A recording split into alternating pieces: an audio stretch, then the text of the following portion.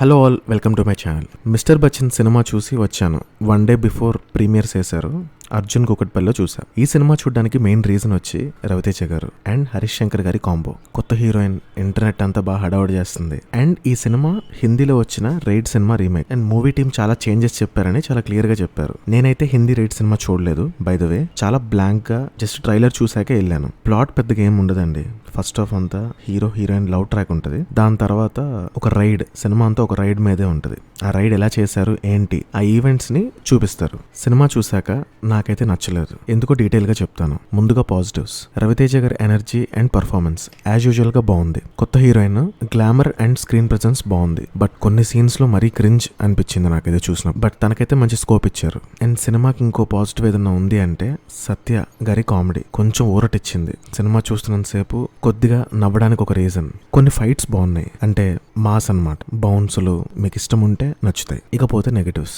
నాకు narration and screen play gripping అనిపించలేదు. చాలా ప్లెయిన్ గా వెళ్ళిపోతుంది సినిమా అంతా. అసలు సాంగ్స్ అయితే ఎందుకు వస్తున్నాయి అనే ఫీలింగ్ వస్తుంది. ఎక్కడ కనెక్ట్ ఉండదు. పెట్టాలి కాబట్టి పెట్టినట్టు అనిపించింది. సినిమా టైటిల్ న్యాయం చేయడం కోసం ఫస్ట్ హాఫ్ లో కొన్ని హిందీ సాంగ్స్ వస్తాయి. అఫ్ కోర్స్ అవి అన్ని ఫేమస్ సాంగ్స్ అంట.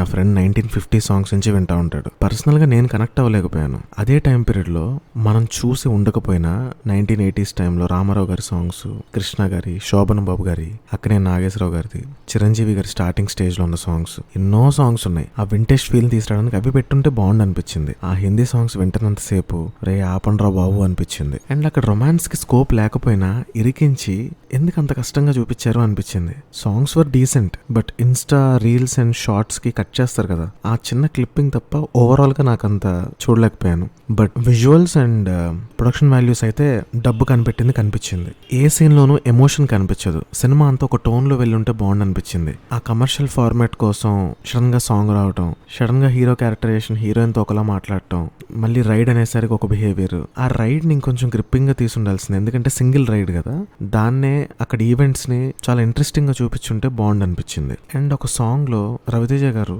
హీరోయిన్ ని పట్టుకున్న విధానం ఒకటి ఉంటుంది. అది నాకు కంప్లీట్లీ నచ్చలేదు. ఏదన్నా ఒక లిమిట్ ఉంటుంది. ఆ లిమిట్ క్రాస్ అయినప్పుడు యాజ్ అన్ ఆడియన్స్ చూసినప్పుడు చాలా ఇబ్బందికరంగా అనిపిస్తుంది. అండ్ రవితేజ గారి స్ట్రాంగ్ కమ్బ్యాక్ కోసం నేనైతే eagerly waiting. And Harish Shankar గారి నెక్స్ట్ సినిమా కూడా మనల్ని మెప్పించాలని కోరుకుంటాం. ఈ సినిమా బాగున్నా బాగోపోయినా నెక్స్ట్ మళ్ళీ అదే ఫోర్స్ తో నెక్స్ట్ సినిమాకి వెళ్ళిపోతాం కదా. ఇది నా అభిప్రాయం సినిమా చూశాక.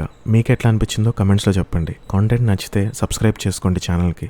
మరిన్ని చిత్రం చెప్పిన కబుర్లతో మళ్ళీ కలుద్దాం. ఇక ఉంటా మరి.